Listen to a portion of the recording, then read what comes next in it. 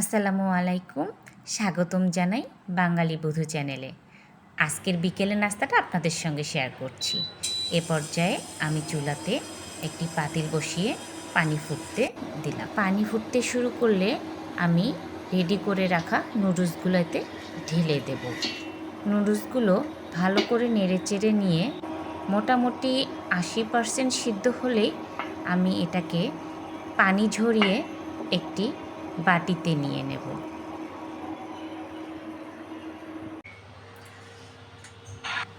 এ পর্যায়ে আমি এর মধ্যে 2 টেবিল চামচ ময়দা,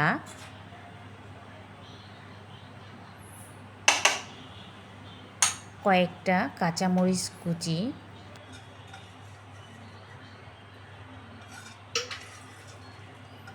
কয়েকটা পেঁয়াজ কুচি,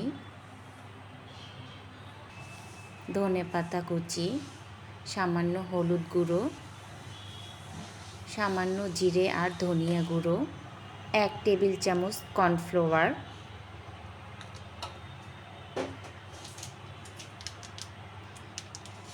নুডলস মশলা, তার সঙ্গে 2টো ডিম ভেঙে নিচ্ছি। তারপরে এটা সুন্দর করে মাখিয়ে নেব। যেহেতু নুডলসের মশলার মধ্যেই লবণ রয়েছে, এজন্য সামান্য লবণ দেব। এরপর চুলোতে কড়াই বসিয়ে সেটা ভালো মতো গরম করে এর মধ্যে পর্যাপ্ত তেল দিয়ে নিই। তেল ভালো মতো গরম হয়ে গেলে এর মধ্যে আমি ম্যারিনেট করা পাকোড়াগুলো দিয়ে দেব। পাকোড়াগুলো দেয়া শেষ হলে আমি এটা সুন্দর করে উল্টিয়ে দেব। তৈরি হয়ে গেল মুচমুচে মজাদার নুডলস পাকোড়া। এখন এটা পরিবেশনের জন্য রেডি করছি। এখন চায়ের পালা। পাতিলে দুধ বসিয়ে দিলাম। দুধে যখন বলক চলে আসবে তখন এর মধ্যে স্বাদ মতো চিনি, একটা ছোটো এলাচ দারচিনি, পরিমাণ মতো চা পাতা দিয়ে ভালো করে ফুটিয়ে নেব।